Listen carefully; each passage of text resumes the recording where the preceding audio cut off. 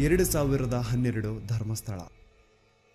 ಭೀಮನ ಮಾಹಿತಿ ಕಚೇರಿಯವರು ಕರೆದು ಇಂಥ ಕಾಡಲ್ಲಿ ಒಂದು ಹುಡುಗಿಯ ಹೆಣ ಬಿದ್ದಿದೆ ಅಂತೆ, ಅದನ್ನ ಯಾರಿಗೂ ಗೊತ್ತಾಗದಿರೋ ರೀತಿ ಹೋಗಿ ಮಣ್ಣು ಮಾಡಿ ಬಾ ಅಂತ ಕಳಿಸ್ತಾರೆ. ಮಾಹಿತಿ ಕಚೇರಿಯವರು ಹೇಳಿದಂತಹ ಲೊಕೇಶನ್ಗೆ ಭೀಮಾ ಬಂದು ನೋಡಿದ್ರೆ ಅಲ್ಲಿ ಆಕ್ಚುಯಲ್ ಆಗಿ ಒಂದು ಹುಡುಗಿಯ ಹೆಣ ಬಿದ್ದಿರುತ್ತೆ. ಸುಮಾರು 20 ವರ್ಷ ವಯಸ್ಸು ಹುಡುಗಿದಿರುತ್ತೆ ಅಂಡ್ ಆ ಹುಡುಗಿಯ ಮುಖನ ಕಂಪ್ಲೀಟ್ ಆಸಿಡ್ ಇಂದ ಸುಟ್ಬಿಟ್ಟಿರ್ತಾರೆ. ಆದ್ರೆ ಆ ಹುಡುಗಿಯ ಬಟ್ಟೆಗಳಿಂದ ಭೀಮಾ ಅವಳನ್ನ ಕಂಡುಹಿಡಿತಾನೆ. ಅದೇ ಹುಡುಗಿನ ಈ ಹಿಂದೆ ಭೀಮಾ ದೇವಸ್ಥಾನದಲ್ಲಿ ನೋಡಿರ್ತಾನೆ ಅಂಡ್ ಆ ಹುಡುಗಿ ಮೈಸೂರಿಂದ ಬಂದಿದ್ಲು ಅಂತಾನು ಭೀಮಗೆ ಚೆನ್ನಾಗಿ ಗೊತ್ತಿರುತ್ತೆ.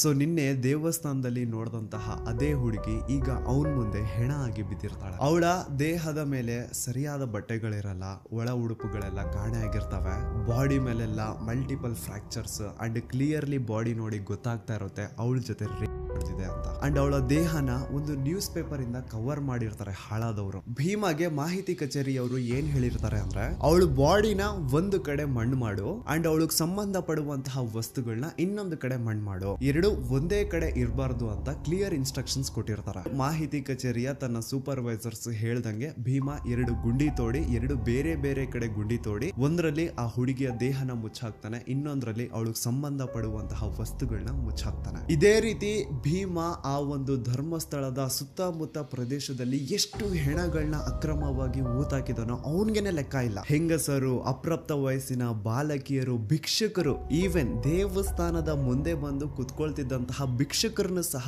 ಆ ದರಿದ್ರ ನನ್ನ ಮಕ್ಕಳು ಬಿಟ್ಟಿರ್ಲಿಲ್ಲ. ಈ ಟೆಂಪಲ್ ಮ್ಯಾನೇಜ್ಮೆಂಟ್ ಅವ್ರಿಗೇನು ಅಂತಂದ್ರೆ ನೋಡಿ ನಮ್ ಧರ್ಮಸ್ಥಳದಲ್ಲಿ ಒಬ್ರು ಭಿಕ್ಷುಕರಿಲ್ಲ ಅಂತ ತೋರಿಸ್ಕೊಳ್ಳೋ ಆಸೆ. ಅದ್ರ ಸಲುವಾಗಿ ಈ ಟೆಂಪಲ್ ಮ್ಯಾನೇಜ್ಮೆಂಟ್ ಅವರು ಏನ್ ಮಾಡೋರು ಅಂದ್ರೆ ಆ ದೇವಸ್ಥಾನದ ಸುತ್ತಮುತ್ತ ಎಲ್ಲಾದ್ರೂ ಯಾರಾದ್ರೂ ಭಿಕ್ಷೆ ಬೇಡ್ತಾ ಇರೋ ರೀತಿ ಕಾಣಿಸಿದ್ರೆ ಅವ್ರನ್ನ ಮೊದ್ಲು ಹಿಡ್ಕೊಂಡ್ ಬಂದು ಚೆನ್ನಾಗಿ ಹೊಡಿಯೋದು. ಎಷ್ಟೋ ಸತಿ ಭೀಮನು ಸೇರ್ಕೊಂಡು ಆ ಭಿಕ್ಷುಕರನ್ನ ಹೊಡೆದಿರ್ತಾನೆ. ಸೊ ಚೆನ್ನಾಗಿ ಅವ್ರನ್ನ ಹೊಡೆದು ಮುಕ್ ಮಾಡಾದ್ಮೇಲೆ ಅವ್ರಿಗೊಂದು ಬಸ್ ಟಿಕೆಟ್ ಮಾಡಿಸಿ ಮಂಗಳೂರು ಅಥವಾ ಸಕಲೇಶ್ಪುರ ಕಡೆ ಕಳಿಸ್ಬಿಡೋದು. ಹಂಗ್ ಕಳಿಸಾದ್ಮೇಲೆನು ಅಪ್ಪಿ ತಪ್ಪಿ ಏನಾದ್ರು ಆ ಭಿಕ್ಷುಕರು ವಾಪಸ್ ಧರ್ಮಸ್ಥಳಕ್ಕೆ ಬಂದು ಅಲ್ಲಿ ಭಿಕ್ಷೆ ಬೇಡ್ತಾ ಇರೋ ರೀತಿ ಏನಾದ್ರು ಕಾಣಿಸ್ಕೊಂಡ್ರೆ ಅವ್ರನ್ನ ಈ ಸತಿ ಹಿಡ್ಕೊಂಡ್ ಬಂದು ಬರೀ ಹೊಡಿತಾ ಇರ್ಲಿಲ್ಲ, ಚಿತ್ರ ಹಿಂಸೆ ಕೊಟ್ಟು ಸಾಯಿಸೋರಂತ. ನೆಕ್ಸ್ಟ್ ದಿನ ಮಾಹಿತಿ ಕಚೇರಿಯವರು ಭೀಮನ ಕರೆಸಿ ಭೀಮಾ ಆ ಭಿಕ್ಷುಕರ ಮೃತದೇಹನ ಎತ್ಕೊಂಡೋಗಿ ಎಲ್ಲೋ ದೂರದಲ್ಲಿ ಯಾವ್ದಾದ್ರು ಒಂದು ಕಾಡಲ್ಲಿ ಮಣ್ಣು ಮಾಡ್ಬಿಟ್ಟು ಬರ್ಬೇಕಿತ್ತು. ಈ ತರ ಭೀಮಾ ಬಹಳಷ್ಟು ಹೆಣಗಳನ್ನ ಎತ್ಕೊಂಡು ಹೋಗಿ ಧರ್ಮಸ್ಥಳದ ಸುತ್ತಮುತ್ತ ಪ್ರದೇಶದಲ್ಲಿ ಅಕ್ರಮವಾಗಿ ಮಣ್ಣು ಮಾಡಿದಾನೆ. ಅಂಡ್ ನಾನು ಆಗ್ಲೇ ಹೇಳ್ದಂಗೆ ಇವನು ಅತಿ ಹೆಚ್ಚಾಗಿ ಮಣ್ಣು ಮಾಡಿರುವಂತಹ ಶವಗಳು ಒಂದು ಹೆಂಗಸರದು, ಇನ್ನೊಂದು ಅಪ್ರಾಪ್ತ ವಯಸ್ಸಿನ ಬಾಲಕಿಯರದು. ಅಂಡ್ ಈ ಮಹಿಳೆಯರದು ಹಾಗೂ ಅಪ್ರಾಪ್ತ ವಯಸ್ಸಿನ ಬಾಲಕಿಯರದು ಶವಗಳು ಭೀಮಾಗೆ ಧರ್ಮಸ್ಥಳದಲ್ಲಿ ಇರುವಂತಹ ರಜತಾದ್ರಿ, ಗೋದಾವರಿ, ಸಾಕೇತ್, ನೇತ್ರಾವತಿ, ಗಂಗೋತ್ರಿ ಅಂಡ್ ನರ್ಮದಾ ಈ ಒಂದು ಹೆಸರಿರುವಂತಹ ಲಾಡ್ಜಸ್ ಅಲ್ಲಿ ಅವುಗಳ ರೂಮ್ಸ್ ಅಲ್ಲಿ ಸಿಗ್ತಾ ಇದ್ದಿದ್ದು. ಅಂಡ್ ಈ ಎಲ್ಲಾ ಲಾಡ್ಜಸ್ ದಣಿಗಳದು. ಅಂಡ್ ಆ ಹೆಣ್ಮಕ್ಳದ್ದು ಏನು ಶವಗಳು ಸಿಗ್ತಾ ಇತ್ತೋ ಅವ್ರ ಮೈ ಮೇಲೆ ಪ್ರಾಪರ್ ಬಟ್ಟೆಗಳು ಇರ್ತಾ ಇರ್ಲಿಲ್ಲ.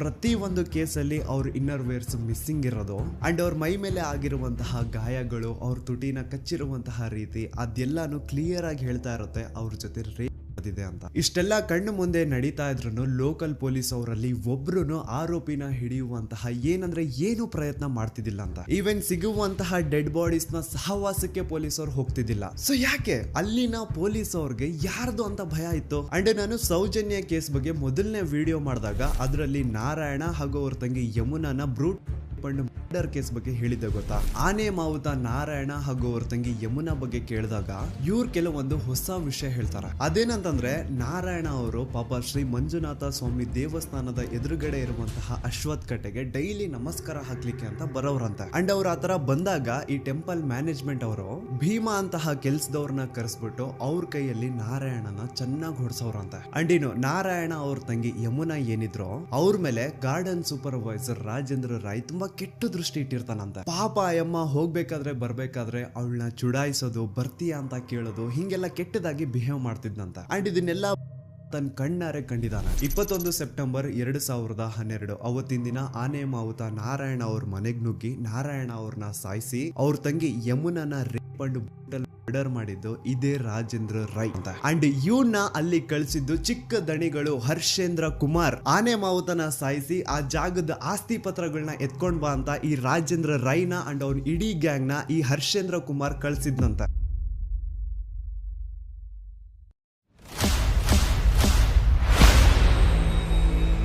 9 ಅಕ್ಟೋಬರ್ 2012 ಭೀಮಾ ಊರಿಗೆ ಹೋಗಿರ್ತಾನೆ ಅಂಡ್ ಮಧ್ಯರಾತ್ರಿ 11-12 ಗಂಟೆ ಹಾಗೆ ಭೀಮನ ಮ್ಯಾನೇಜರ್ ಆದಂತಹ ಬಾಲಕೃಷ್ಣ ಅವ್ರ ಕಡೆಯಿಂದ ಕಾಲ್ ಬರುತ್ತೆ ಅಂಡ್ ಅವರು ಕಾಲ್ ಮಾಡಿ ಎಲ್ಲಿದ್ಯಾ ಬೇಗ ಬಾ, ಇಲ್ಲಿ ಒಂದು ಹುಡುಗಿಯ ಹೆಣ ಬಿದ್ದಿದೆ, ಇದನ್ನ ಬೇಗ ಮಣ್ಣು ಮಾಡಬೇಕು ಅಂತ ಕರೀತಾರೆ. ಆದ್ರೆ ಭೀಮಾ ಇಲ್ಲ ಸಾಹೇಬ್ರೆ ನಾನು ಊರಿಗೆ ಬಂದಿದ್ದೀನಿ ಬರೋಕ್ಕಾಗಲ್ಲ ಅಂತ ಹೇಳಿದಾಗ, ಹಾ ನೀನ್ ಊರಿಗೆ ಹೋಗಿದ್ಯಾ, ಹೇಳ್ದೆ ಕೇಳ್ದೆ ಯಾವಾಗ ಊರಿಗೆ ಹೋದೆ ನೀನು, ನಿಮ್ಗೆಲ್ಲ ಹೇಳೋರ್ ಕೇಳೋರ್ ಯಾರು ಇಲ್ವಾ ಅಂತ ಬೈಕೊಂಡು ಕಾಲ್ ಕಟ್ ಮಾಡ್ತಾರೆ. ನೆಕ್ಸ್ಟ್ ದಿನ ಅಂದ್ರೆ 10 ಅಕ್ಟೋಬರ್ 2012 ಭೀಮಾ ಊರಿಂದ ಧರ್ಮಸ್ಥಳಕ್ಕೆ ವಾಪಸ್ ಬರ್ತಾನೆ ಅಂಡ್ ಬಂದಾದ್ಮೇಲೆ ಅವನಿಗೆ ಗೊತ್ತಾಗುತ್ತೆ ಹಿಂದಿನ ದಿನ ಮಧ್ಯರಾತ್ರಿ ತನ್ನ ಮ್ಯಾನೇಜರ್ ಬಾಲಕೃಷ್ಣ ಕಾಲ್ ಮಾಡಿ ಯಾವ ಒಂದು ಹುಡುಗಿಯ ಹೆಣನ ಹೂತಾಕ್ಬೇಕು ಅಂತ ಹೇಳಿದ್ನೋ ಆ ಹೆಣ ಬೇರೆ ಯಾರ್ದು ಅಲ್ಲ ಸೌಜನ್ಯದಿರುತ್ತೆ. ಮೇ ಬಿ ಹಿಂದಿನ ದಿನ ಏನಾದ್ರೂ ಭೀಮಾ ಧರ್ಮಸ್ಥಳದಲ್ಲೇ ಇದ್ದಿದ್ರೆ ಸೌಜನ್ಯನ ಬಾಡಿನೇ ಸಿಗ್ತಾ ಇರ್ಲಿಲ್ಲ ಅನ್ಸುತ್ತೆ. ಯಪ್ಪಾ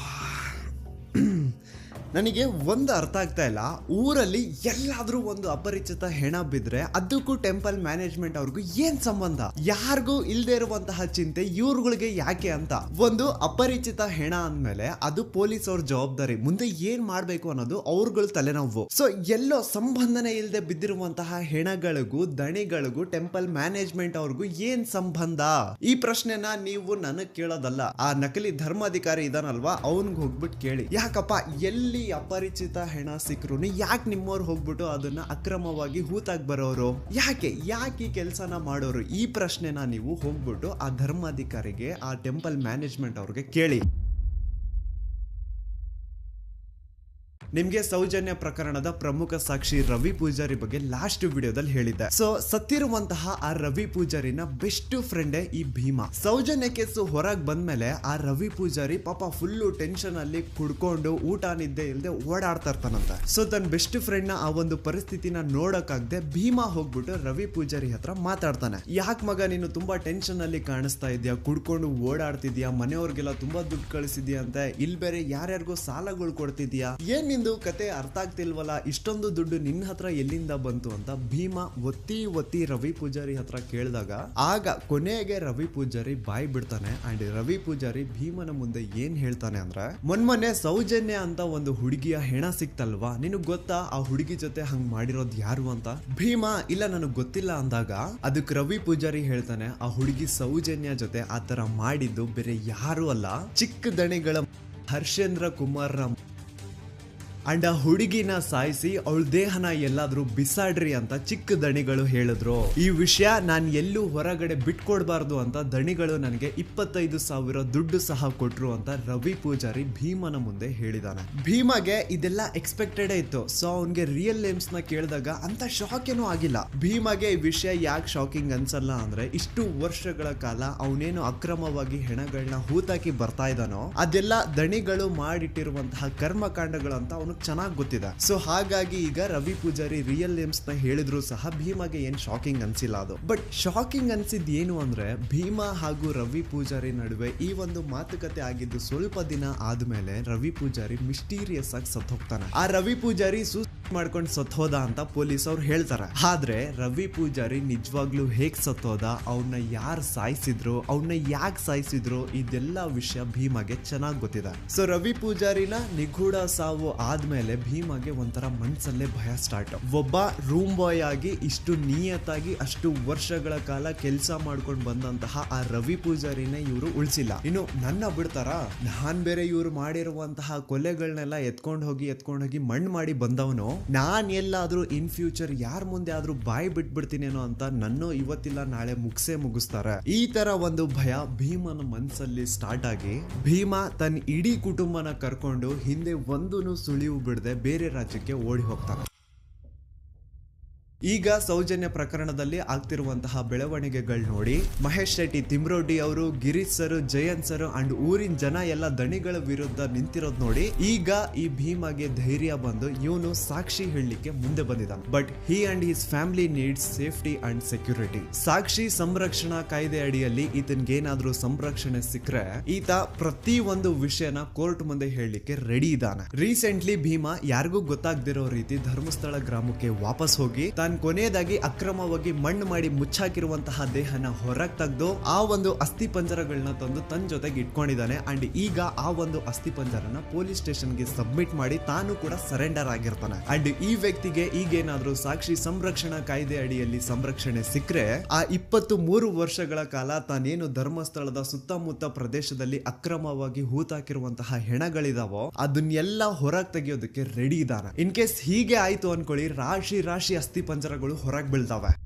ಈಗ ಇಷ್ಟೆಲ್ಲ ಸತ್ಯ ಗೊತ್ತಾದ್ಮೇಲೂ ನೀವಿನ್ನೂ ಆ ನಕಲಿ ದೇವಮಾನವ ವೀರೇಂದ್ರ ಜೈನ್ ಅವ್ರ ತಮ್ಮ ಹರ್ಷೇಂದ್ರ ಜೈನ್ ಅಂಡ್ ಅವ್ರ ಇಡೀ ಕುಟುಂಬನ ಸಪೋರ್ಟ್ ಮಾಡ್ತೀರಾ ಅಂತಂದ್ರೆ ನಾಚಿಕೆ ಆಗ್ಬೇಕು ನಿಮ್ಗಳ ಜನ್ಮಕ್ಕೆ. ಸಾಕ್ಷಿ ತಾನೇ ಕೇಳ್ತಾ ಇದ್ರಿ, ಸಾಕ್ಷಿ ತಾನೇ ಬೇಕಿತ್ತು ನಿಮ್ಗೆಲ್ಲ.